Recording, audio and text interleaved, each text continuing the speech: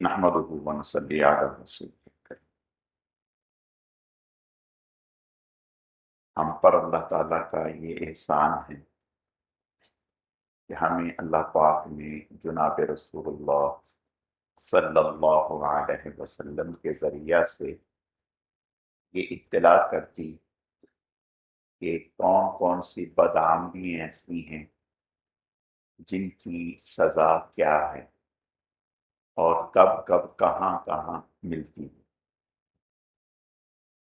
آپ صلی اللہ علیہ وسلم نے ارشاد فرمایا کہ استنزہوا من البول فإن عامت عذاب القبر میں، فرمایا کہ پیشاب کی چھینٹوں سے بچا کرو، زیادہ تر عذاب اسی کی وجہ سے ہوتا ہے قبر میں۔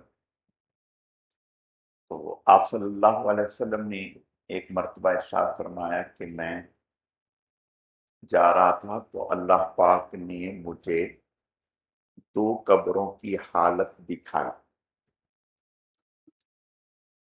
اللہ پاک قادر مطلق ہے، میں نے کل بھی پرسوں 2 دن پہلے عرض کیا تھا کہ یہ نبی کا معجزہ ہوتا ہے کہ جو چیز پردہ غیب میں ہے اگر اللہ تعالیٰ دکھا دیں تو یہ نبی کا معجزہ ہے، اور اگر کسی ولی کو دکھا دیں تو یہ کرامت ہے۔ اللہ پاک قادر مطلق ہیں، نہ دکھائیں تو نہ دکھائیں۔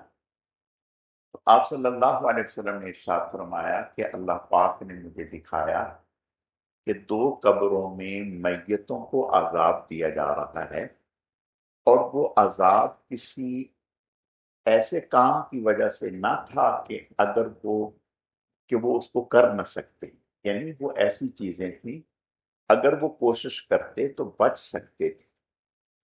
فرمایا کہ ایک تو میں نے دیکھا کہ ایک کو عذاب دیا جا رہا ہے، وہ پیشاب کی چھینٹوں سے نہیں بچتا تھا، یعنی پیشاب کرنے میں بے احتیاطی کرتا تھا، پیشاب کی چھینٹیں لگ گئیں، بس ایسے ہی چل رہا ہے کام، اس کی وجہ سے اسے عذاب دیا گیا۔ اب اللہ تعالیٰ ہم سب کی حفاظت فرمائے، تو ہمیں بھی اس بات کو پیش نظر رکھنا چاہیے کہ جب ہم استنجے کے لیے جاتے ہیں تو اس وقت ہم اطمینان سے اچھے سے فارغ ہو جاتے ہیں۔ ایسا تو نہیں بعد میں چھینٹیں پیشاب کے قطرے نکلیں اور ان قطروں کی وجہ سے ہمارے کپڑے بھی ناپاک ہوں، جسم بھی ناپاک ہو، اور ایسے ہی ہم نماز پڑھ لیں، اس سے تو نماز بھی نہیں ہوتی۔ تو ایک تو ہمیں اس بات پر غور کرنا چاہیے، تھوڑی جتنا ہو سکے احتیاط کرنی چاہیے، بھلے 2-4 منٹ آدمی زیادہ واش روم میں بیٹھ جائے، ٹھیک ہے۔ تو ہمارے حضرات علماء نے لکھا ہے کہ اگر آدمی تھوڑا سا زیادہ انتظار کر لے واش روم میں اور پانی کو تھوڑا سا زیادہ ڈال دے تو قطرے جلدی رک جاتے ہیں۔ تو باقی ہر آدمی کی اپنی طبیعت ہے، مزاج ہے، لیکن اصل خلاصہ یہ ہے کہ ہمیں پیشاب کے قطروں کے حوالے سے احتیاط کرنی چاہیے۔ دوسرا، آپ صلی اللہ علیہ وسلم نے ارشاد فرمایا کہ جو میں نے دیکھا کہ قبر میں عذاب ہو رہا ہے، وہ میں نے دیکھا کہ وہ شخص جو ہے چغلیاں کیا کرتا تھا۔ چغلی کہتے ہیں کہ 2 میاں بیوی کے درمیان، 2 دوستوں کے درمیان، 2 بھائیوں کے درمیان، 2 پارٹنروں کے درمیان، 2 رشتہ داروں کے درمیان لڑائی کرا، ادھر کچھ کہنا ادھر کچھ کہنا، ادھر کہنا بیوی کو کہنا کہ تیرا شوہر جو ہے وہ تو میں نے دیکھا تھا کل کسی فلاں عورت کے ساتھ جا رہا تھا، اس کے دل میں خام خواہ شک پیدا کر دیا، میں نے ایک دفعہ اس کے موبائل میں میسج پڑھا تھا، کسی لڑکی کا میسج آیا ہوا تھا، اب لے گئی۔ وہ کہے کہ ہاں یہ بات تو آپ نے بالکل واقعتاً سچ بتائی ہے، میں نے بھی دیکھا ہے 2-4 دفعہ وہ سیدھے منہ مجھ سے بات ہی نہیں کرتے۔ اب ایک جو ہے نا بنیاد کھڑی ہو گئی، تو وہ بیچارہ باہر سے بھلے پٹ کے آیا ہو یا اس کے ساتھ کوئی مسئلے مسائل ہوں، تو لیکن اب بیوی کہے گی تو مقصد ہے یہ آپس میں لڑانا. تو فرمایا کہ یہ شخص آپس میں لڑاتا تھا، تو اس وجہ سے اللہ تعالیٰ کی طرف سے قبر میں اسے عذاب. آپ صلی اللہ علیہ وسلم نے ارشاد فرمایا کہ میں نے دیکھا ایک اور شخص کو، اسے قبر میں عذاب ہو رہا تھا. فرمایا کہ میں نے اسے دیکھا تو یہ مردہ بھائی کا گوشت کھاتا تھا، مردہ بھائی کا گوشت کھاتا. اب مردہ بھائی کا گوشت یعنی غیبت کیا کرتا تھا، غیبتیں کیا کرتا. اور یہ غیبت میں نے رات بھی بیان کیا تھا، غیبت بہت سخت گناہ ہے. آپ صلی اللہ علیہ وسلم نے ارشاد فرمایا الغیبت اشد من الزنا، غیبت زنا سے بھی زیادہ سخت ہے. زنا کا گناہ ہم سب سمجھتے ہیں اور بچتے ہیں، جرت نہیں ہوتی، ہمت نہیں ہوتی، مواقع ایسے حاصل نہیں ہوتے. اور غیبت جو ہے اس پہ دیر بھی نہیں لگتی، بغیر سوچے سمجھے جو ہے وہ غیبت. ایک بزرگ گزرے ہیں حضرت میمون، غالباً تابعی تھے. تو کہتے کہ میں نے خواب دیکھا، خواب میں ایک شخص جو ہے میرے اوپر ڈنڈا لے کے مسلط ہے، اور وہ کہتے ہیں کہ ایک حبشی شخص تھا کالا. تو کہتے ہیں مجھے کہنے لگا اس کا گوشت کھاؤ. خواب میں کہتے میں نے خواب دیکھا تو وہ میرے اوپر ڈنڈا مسلط کر رہا ہے، کہہ رہے اس کا گوشت. کہتے میں نے کہا خدا کے بندے کہ انسان کا گوشت میں کیسے کھا لوں؟ تو کہنے لگا کہ دن میں بھی تو کھایا تھا. کہتے میں نے کہا کہ میں نے دن میں کب کھایا؟ میں نے تو نہیں کھایا. فلاں جو آپ نے غیبت آپ کی مجلس میں، کہتے میں نے قسم کھائی کہ بھائی میں نے تو کچھ کہا ہی نہیں. تو کہا سنا تو تھا آپ نے، آپ نے سنا تو تھا، سننے کے ساتھ آپ بھی شریک ہو گئے.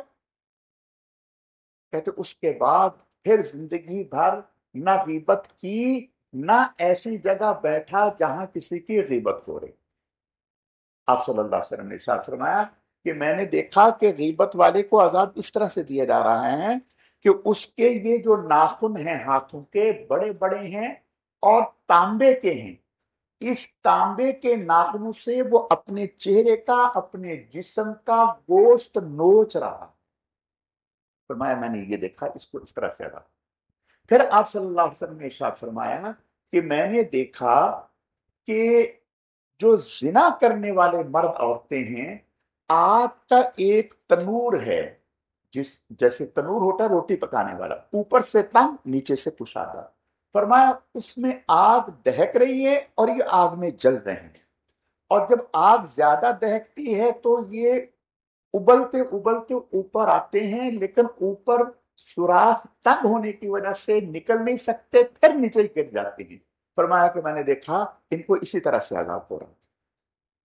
حضرت عبداللہ ابن مسعود رضی اللہ تعالیٰ عنہ فرماتے ہیں کہ مجھے اللہ تعالیٰ نے دکھایا ایک قبر کا حال کہ اس قبر والے کو کوڑا مارا جا رہا ہے. کوڑا، اس کوڑے کی ضرب اتنی سخت ہے کہ اس کا پورا جسم پگھل جاتا ہے. پھر چند لمحوں کے بعد پھر اس کا جسم ٹھیک ہوتا ہے، پھر اس کے اوپر کوڑا مارا جاتا ہے، پھر اس کا جسم ٹھیک ہوتا ہے، پھر کوڑا مارا جاتا ہے. تو پوچھا کہ بھئی یہ کون ہے جس کو اس طرح کا عذاب؟ کہا یہ وہ شخص ہے جس نے بغیر وضو کے نماز پڑھی، جس نے بغیر وضو کے نماز پڑھی. تو بھائی بہت ہی زیادہ مؤدبانہ درخواست ہے کہ اللہ کے نبی صلی اللہ علیہ وسلم کا ہم پر احسان ہے کہ آپ نے ہمیں کچھ چیزیں بتائیں، سمجھائیں کہ دیکھو یہ ان چیزوں میں خیال کرو نہیں تو آگے پھنس گے. تو ان چیزوں کی ہمیں احتیاط کرنی چاہیے. اللہ تعالیٰ سمجھنے کی، عمل کرنے کی توفیق عطا فرمائے. اور کچھ آج انشاءاللہ تعالیٰ 27ویں شب ہے، اور یہ وہ شب ہے جس کا شدت سے ہمیں انتظار تھا، جس کا شدت سے ہمیں انتظار تھا، اور جس کے انتظار میں بعض اللہ کے بندے پورا سال گزار دیتے ہیں، اور بعض جو ہے وہ مہینہ گزار دیتے ہیں، کئی کئی مہینے. یہ بہت بڑی رات ہے، مبارک رات ہے، اور پھر شب جمعہ بھی ہے. تو ابھی سے اس کی قبولیت کے لیے دعا کریں. یا اللہ یہ رات تو بڑی ہے، عظمتوں والی ہے، برکتوں والی ہے، کہیں ایسا نہ ہو کہ میں محروم رہ جاؤں. یا اللہ اپنے کرم سے مجھے بھی محروم نہ فرما، اور میرے اہل خانہ کو بھی، اور میری اولادوں کو بھی، میرے بہن بھائیوں کو بھی، ہر مسلمان کو اے اللہ اس رات کی خیر و برکتیں عطا فرما۔ خوب ابھی سے اس کے لیے دعائیں مانگیں، صدقہ دیں، اور اللہ تعالیٰ کی طرف متوجہ ہوں، اور پھر رات کے جتنے بھی کام ہیں وہ ابھی سے اپنے ان کاموں کو سمیٹیں، تاکہ یہ رات جو ہے غفلت میں نہ گزرے، زیادہ سے زیادہ اعمال میں گزرے۔ اللہ تعالیٰ عمل کی توفیق عطا فرمائے۔ الحمد للہ رب العالمین والعاقبۃ للمتقین والصلاة والسلام علی سید المرسلین اللہم صل علی محمد النبی الأمی وعلی آلہ واصحابہ وبارک وسلم وسلم علیہ۔ اے اللہ اپنے کرم سے، اپنی رحمت سے ہماری اس نماز کو، زندگی بھر کی پہلی تمام نمازوں کو، دیگر تمام اعمال صالحہ کو اپنی بارگاہ میں اعلیٰ درجے میں قبول فرما۔ اے اللہ قبول فرما، اے اللہ قبول فرما، کمی کوتاہیوں کو معاف فرما۔ اے اللہ اس ماہ مبارک کی قدردانی کی توفیق عطا فرما، اس ماہ مبارک کے ایک ایک لمحے کو عبادات میں، ذکر اذکار میں، تلاوت میں، نوافل میں گزارنے کی توفیق عطا فرما۔ اے اللہ آج جو رات آ رہی ہے بہت ہی مبارک رات ہے، بڑی رات ہے، عظمتوں، برکتوں، رحمتوں والی رات ہے۔ اے اللہ اس کی قدردانی کی توفیق عطا فرما۔ اے اللہ اس رات کو ہم سب کے لیے باعث برکت بنا، باعث نجات بنا، باعث مغفرت بنا۔ اے اللہ اس رات میں ہم سب کے لیے عزتوں کے، فراخی کے، رزق کی کشادگی کے فیصلے فرما، صحت، تندرستی، عافیت کے فیصلے فرما۔ یا اللہ پاک دین دنیا میں کامیابیوں، ترقیوں کے فیصلے فرما۔ اے اللہ ہم سب کو اس رات سے زیادہ استفادہ کرنے کی توفیق عطا فرما، اس رات میں خوب محنت کرنے کی اور خوب اپنے آپ کو اعمال میں لگانے کی توفیق عطا فرما۔ اے اللہ ہم سب کے اعتکاف کو، ہم سب کے روزوں کو، تراویحوں کو قبول فرما، صدقہ اور خیرات کو، اعمال صالحہ کو قبول فرما۔ اے اللہ بیماروں کو صحت و تندرستی عطا فرما، جتنے بھی لوگ بیمار ہیں دعا کے لیے فرمایا یا نہ کہہ سکے، اے اللہ جن کے نام یاد ہیں، جن کے نام یاد نہیں ہیں، سب کو صحت و تندرستی عطا فرما، شفاء کاملہ عاجلہ دائمہ مستمرہ نصیب فرما، ہر طرح کے ظاہری امراض سے، باطنی امراض سے نجات عطا فرما، پریشان حالوں کی پریشانیوں کو دور فرما، مصیبت زدہ لوگوں کی مصیبتوں کو دور فرما، مقروضوں کا اپنی مہربانی سے قرضہ ادا فرما، بے روزگاروں کو بہتر روزگار نصیب فرما، ہم سب کو اپنے نیک اور محبوب بندوں میں شامل فرما، خاتمہ ایمان پر فرما، فلسطین کے مظلوم مسلمانوں کی امداد فرما، انہیں مکمل فتح اور کامیابیوں سے ہمکنار فرما۔ سبحان ربک رب العزت عما یصفون وسلام علی المرسلین والحمد للہ رب العالمین برحمتک یا ارحم الراحمین۔